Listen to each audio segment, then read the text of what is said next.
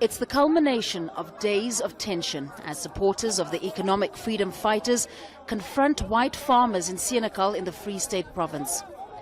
The fighters, as they call themselves, say they're here to defend state institutions and democracy, but some of their supporters threw rocks and blocked the road. Last week, white farmers stormed the Senekal Magistrates Court as two black men appeared for the murder of white farm manager Brendan Horner. They damaged property and set fire to a police vehicle. We are going to stop them to do as they wish, but not to confront them. We are here.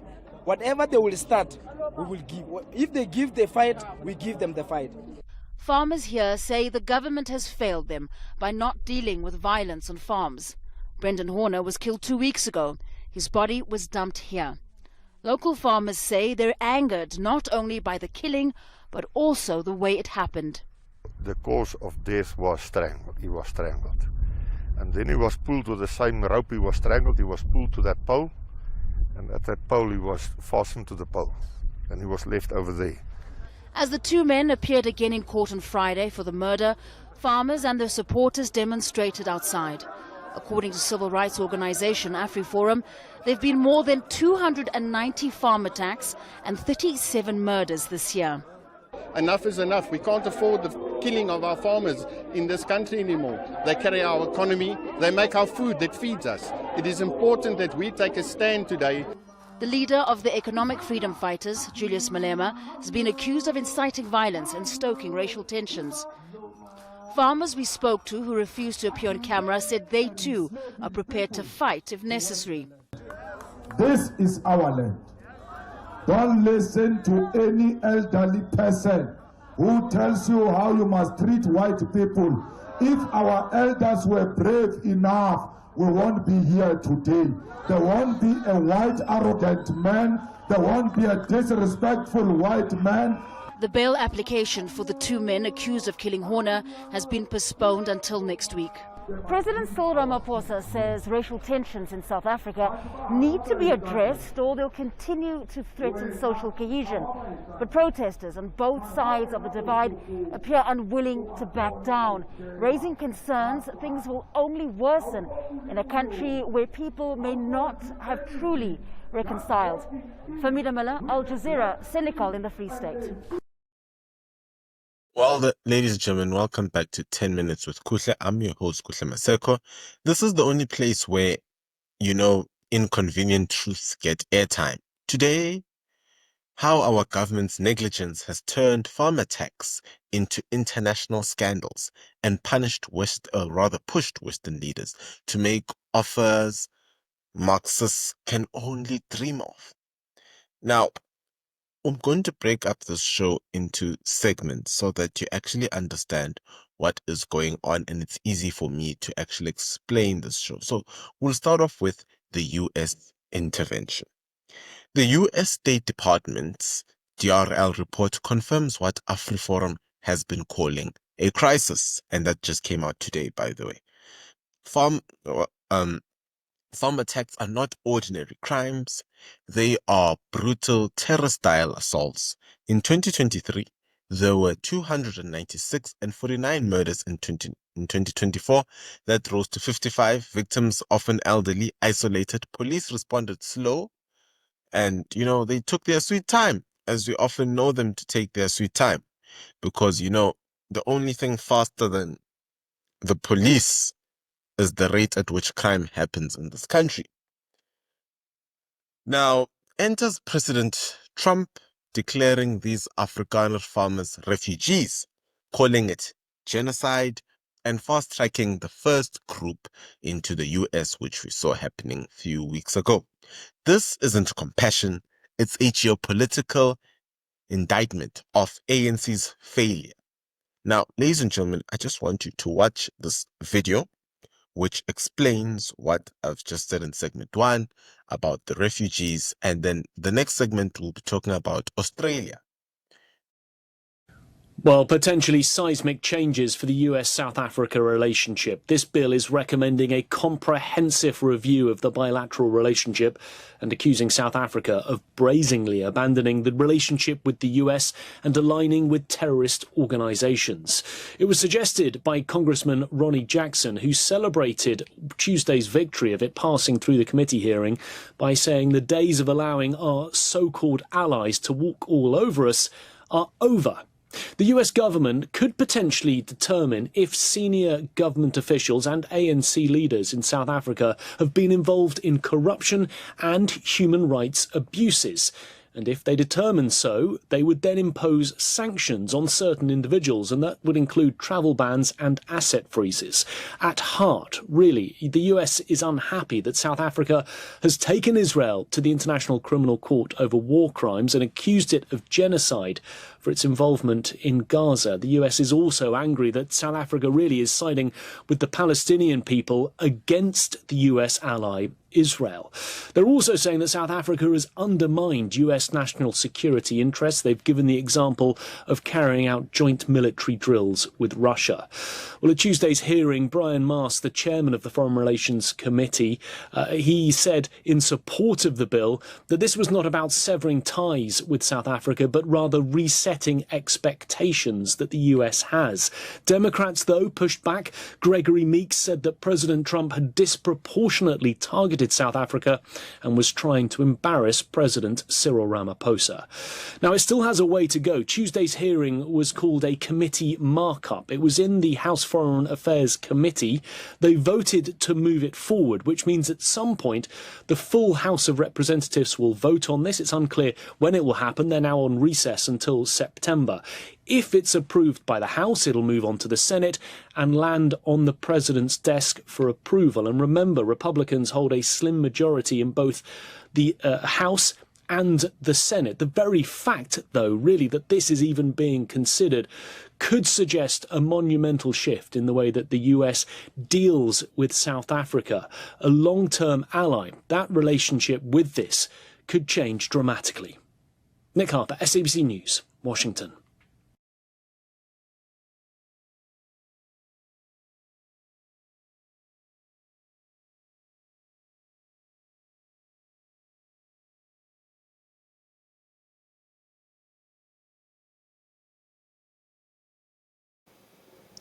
Now, in segment 2, we're going to discuss the international alarm bells that have been raised.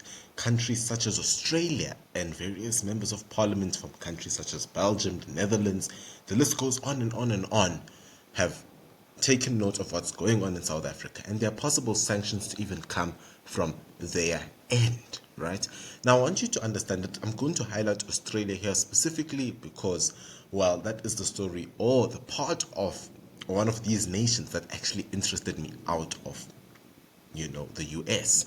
Now, Australia's discussions, echoed similar sentiments, right, that we saw in the US. Peter Dutton, an Australian MP, has been against the diplomatic protocol, as well as he's also said that Australia should offer sanctuary to white farmers, citing horrific circumstances only to be resoundingly admonished by Pretoria. Sound familiar? Like ABC or, Al Jazeera or The Guardian? Now, these offers aren't charity. They're protest signals, failures of governance, rising violence, and racial tensions that are being brewed by Julius Malema, singing Kill the Boer. I've gone on and on and on, where I've shown you what Kill the Boer chant has done.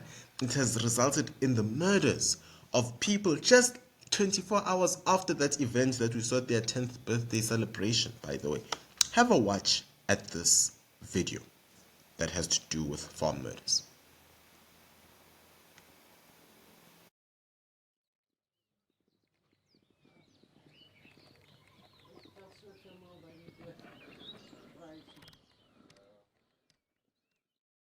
Ek het hier by die venster gestaan.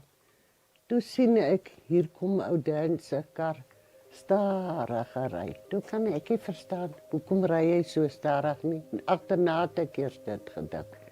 Toe gaan hy uit en dit was net Lankie toe kom Elsabie verby. Toe sê ek nog vir die kinders, ek wonder, waar gaan hulle nou heen op die Sondag, 1 uur se kant. En toe die kar daar, hier reg oor die huis het, die kar doodgerak, Elsabie se kar. En toe sê ek nog, ek weet nie hoe ry Elsabie vandag nie, dis moet sê hoe sy ry nie. En ek het ook nie gedink om te kyk nie, jy weet. Want ek meen, dis dan hulle wat nou ry. Het is hulle kar. Maar dit herinner my vreeslik. Ons was so goed soos familie. Ek was so geskok, ek het nie gehoop, hulle het nie iets oor. Maar toe Frida vir my sê, dat lyk goed daar. Now, in segment 3, you will ask me, what is behind, or what is the motive behind these farm murders? What is the real reason? Can we classify this as a genocide? And I'm sorry to tell you, but yes, we can. Do you know that there's a higher possibility of a farm murder happening than there is of, and these are stats by the way, than there is of someone dying of malnutrition in the Gaza Strip? You can go and check the stats for yourself. It has gone to a point where people look after themselves by using lions as watchdogs on their farms. You will think I'm joking, you'll think I make these things up. Just look at this.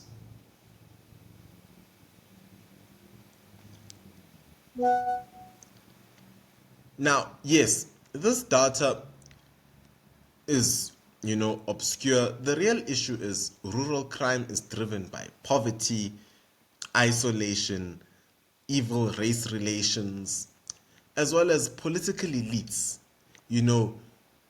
They choose to thrive off of this evil. The truth is, white people only make up about 7% of the population. And they are being named by the politicians such as Julius Malema and Cyril Ramaphosa as the reasons for black people not being empowered. Let me try and make sure that you get where I'm going to. It took Japan 30 years after World War II to become part of the top 5 biggest economies globally. In 30 years, what has the black ANC government done?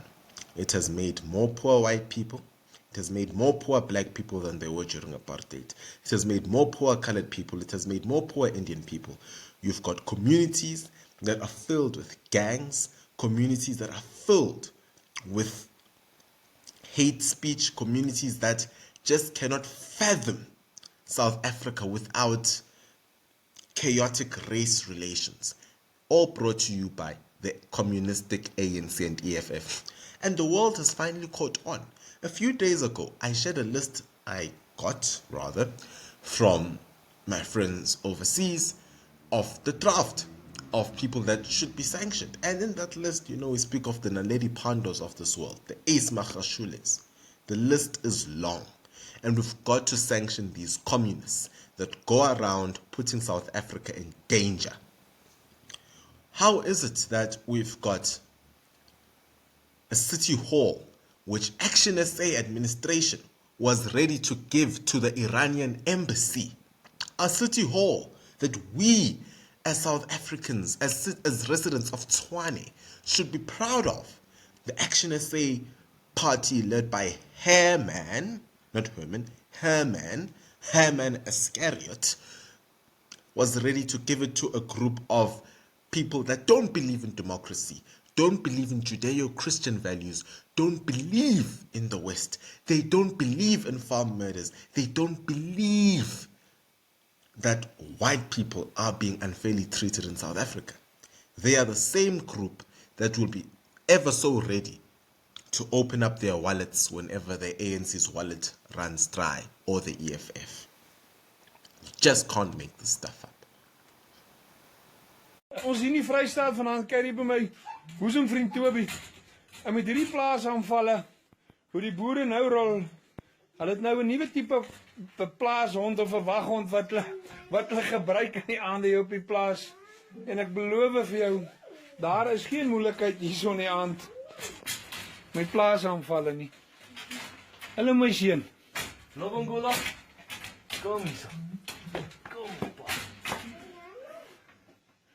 So ja, baie goeie alarmstelsel op 'n plaas, natuurlik 'n leeu. En dit is hartseer, maar as jy reine waarheid hierdie mense, dit is geensins aansit in 'n leuen hierdie nie.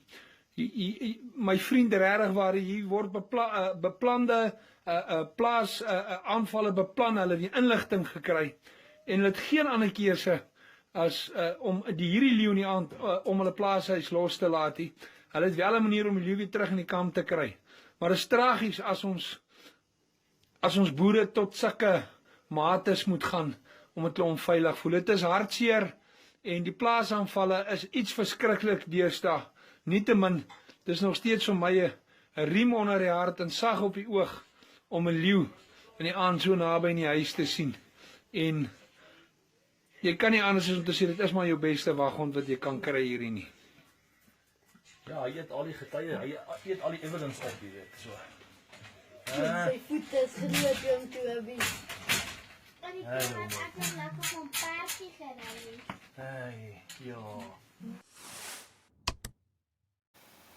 Now, let's speak about the ANC and EFF blunders. While farmers are murdered in large-scale numbers, the real crime is actually the ANC's silence in all of this. Leaders refuse to condemn symbols like kill the Boer or prioritize rural safety, even as international reputations crumble. The DRL report didn't mince words. ANC failure jeopardizes diplomacy and economic relations. It's a wake-up call they still refuse to answer. Now, on the horizon is US legislation targeting South African officials over perceived hostility, racism, and corruption. Combined with the refugee program, ANC risks becoming an international pariah. Well, which it already is. It's a gang-filled organization like that one of Gayton McKenzie. The question is, will the left continue shrugging or hear the alarm? And my guess is, I don't think they're going to shrug. There's nothing that they will actually do. Now, at the end of the day, this isn't about saving Afrikaners. It's about exposing a failing regime. When allies offer refugee, that's not solidarity. It's a verdict. And the verdict is written by the blood of innocent citizens and the silence of their protectors, in this case being the EFF and the ANC. Ladies and gentlemen, that brings me to the end of today's video. Now, as always, as a recent culture here at 10 Minutes with Kuhle, I put a video at the end of this video. So stick around to check the video at the end of the video, if that makes sense. Now, don't forget that you can sign up for membership. It's as cheap as 20 Rand. It helps to keep this channel afloat. As well as you can buy me a coffee. It assists in making these videos, improving the production, as well as, sharing the truth. And buying me a coffee can be done by sending me a super chat in the comments below. Ladies and gentlemen, if you like this video, please don't just like, share, and subscribe, and share it far and wide. Let people get to know about the truth that is going on in South Africa. This has been 10 Minutes with Kuhle. I've been your host, Kuhle Maseko. Till next time, bye.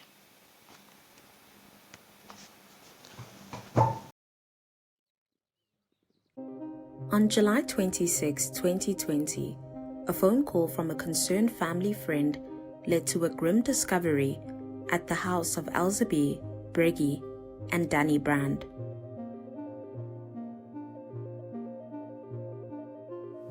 Ek het omgestap om die agterdeur toe en die traliehekke toe en ek stap terug en toe ek terugstap, toe sien ek bloed op die grond, plasse bloed en toe besef ek dadelik hier iets is nie reg nie. A community search for the family immediately began. But sadly, the search ended tragically the following day. On the evening of July 27, the mutilated body of 54-year-old Elzebie was found in a field some 25 kilometers away from their farm. The bodies of 83-year-old Danny and 73-year-old Breggie were found in shallow graves in the early hours of July 28, about a kilometer away from where Elzebir was found. We found them in the bushveld over there. It's communal land. Police believe the suspects broke into the Brand house around lunchtime on July 26 before overpowering the family in the kitchen. The family was then thrown into their own Mazda before being killed and left in an open field. Diana, kom in. Alles reg by jou? Daar kan nie afgegaan. Nee, ons is hier buite jou woning. Ons kyk maar net, maar alles reg by jou? Reg, dankie. The car in question was found on one of the now common night patrols by local security. A chance late-night sighting of the vehicle fitted with a spare wheel led authorities to suspects.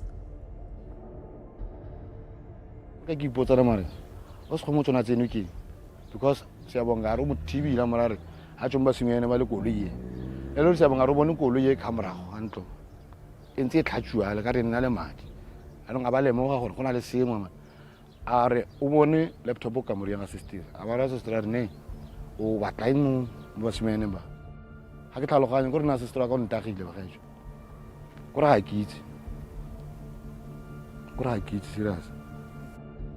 Patrick Friend's sister was one of 5 suspects arrested for the murders of the Brand family. Khomo Tsompolwana and her 4 co-accused appeared in court charged with robbery, kidnapping, and murder on July 30.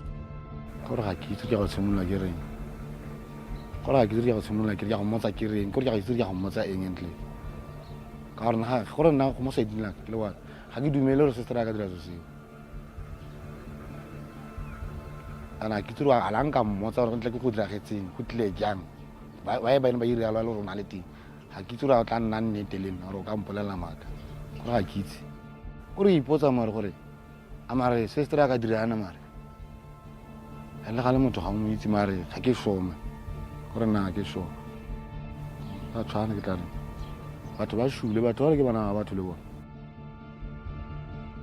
The local farming community was left stunned and angry. Mense buite moet verstaan hierdie ding, alhoewel dit 'n gemeenskap nader bring, dit maak 'n gemeenskap seer. Fisies daar's mense wat agterbly wat weer die stukke van hulle lewe moet optel. Hundreds of local farmers took to the streets on July 30 to protest the family's murder. Op hierdie stadium is dit 'n gemengde gevoel. Dis 'n gevoel van mense wat kwaad en hartseer is en wil weet hoekom. Hoekom moes hierdie mense gesterf het as hulle gesterf het? En hoekom is hulle aangeval? Wat is die rede? Die mense wil graag weet. While the suspects stand trial, family and friends of the Brand family are left confused, heartbroken, and afraid. En ou Dan het elke oggend dan loop hy verby en dan groet hy en dan gesels ons. As hy nie by hierdie hekkie staan nie, dan staan hy daar so. Maar ons het elke oggend en elke middag by so geloop.